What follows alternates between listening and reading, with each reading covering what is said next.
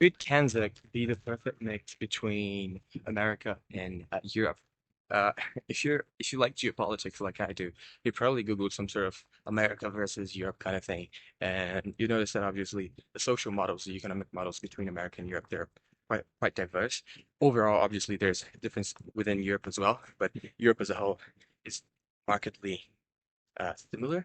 Like countries in Europe have a lot in common, and they're markedly different from the US. Some countries that normally get either put in with the European brand or with the American brand, or just set aside altogether, are the kinds of countries that is Canada, the UK, New Zealand, and Australia. Uh, those are four countries that I really do think have had a very interesting mix of what makes the US work and of what makes Europe attractive, let's say. Uh, in Europe, overall, you're going to pay more taxes and you're going to have more social services.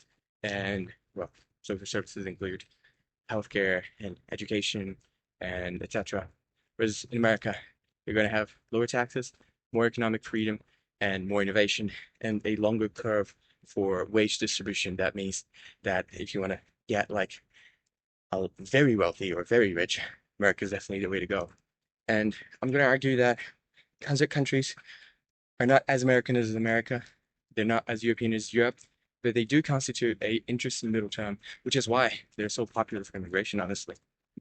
First of all four countries have some sort of universal healthcare system, which, regardless of whether you agree with it or not, is obviously something that goes closer to the European model than to the American model. Uh, they have cheaper tuition fees in terms of university than the US, but mostly they're more expensive than Europe. So again, in middle term, where universities aren't fully funded, they're also not extremely expensive like in the US. Uh, they have taxes, obviously, and high taxes at that, but they're nowhere near as high as many countries in Europe. If you go to Denmark, if you go to Sweden, if you go to Germany, France, Italy, most European countries, to be honest, uh, the overall tax burden of citizens is much higher than tax burden in, say, Australia or even in Canada for that matter. And so, obviously, with less progressive uh, tax structure, more money kept by the citizens, there's more variation in income. There's more opportunity for wealth creation. I would say it's pretty unambiguous that you have more opportunity for wealth creation in, say, Australia or Canada than you would have for in Italy, for example, or even France and Germany.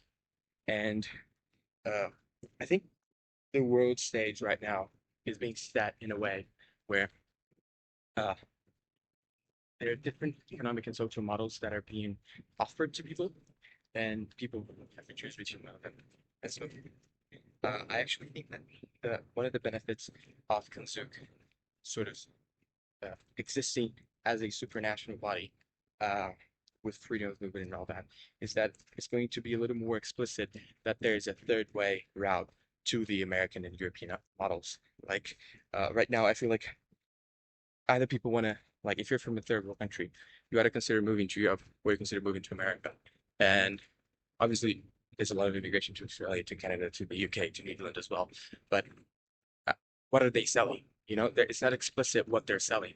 And I think with this uh, uniformity of uh, political uniformity that Kansas would bring, you would have more of a clear way of understanding what the, let's say, Kansas dream is, because it's not the European dream. I think definitely if you talk to Australians, to people from the UK, they are on average a little more entrepreneurial than the European. They are younger populations than Europe for that matter. They're a little more based on migration. The UK not so much, but definitely New Zealand, Australia, and Canada. And so they have more of a come here and build something for yourself kind of vibe, which is definitely seen in America. But more and more, they don't want to be associated with America because American politics are so controversial, to say the least, worldwide. And so you have the opportunity of presenting a new dream, presenting a new option for uh, for immigrants really, and for populations in general, of what you want to promise them, what you want their dreams to be. And I think more variety in that sense is actually quite good because if you want the European dream, you can go to Europe and you can have it. If you want the American dream, you can go to America and you can have it. And I believe if you want CANZUK dream, which can be put as a middle term dream, I guess, but you shouldn't really just put it as a middle term dream. You should like try to create a proper, unique set of propositions that constitute this Australian, Canadian, New Zealander, UK dream. I think for there to be this extra dream is very beneficial in the world sense. Uh, One extra caveat, obviously, some people also migrate not only to these three blocks, but also to some Asian countries like the UAE or Singapore or Korea, etc., which obviously constitute their own sorts of dreams. But it's interesting to have a solid third alternative, third plan in the West that could actually compete with Europe, compete with the US in a way for uh, immigration. Because one of the things that definitely keeps those countries attractive is the fact that they're competing between themselves. And to have this third option that sort of already exists, obviously, but maybe you could not have consciously imagined, or maybe you could have not seen that they are together. That might be an interesting way of looking at it. So, see you guys are right.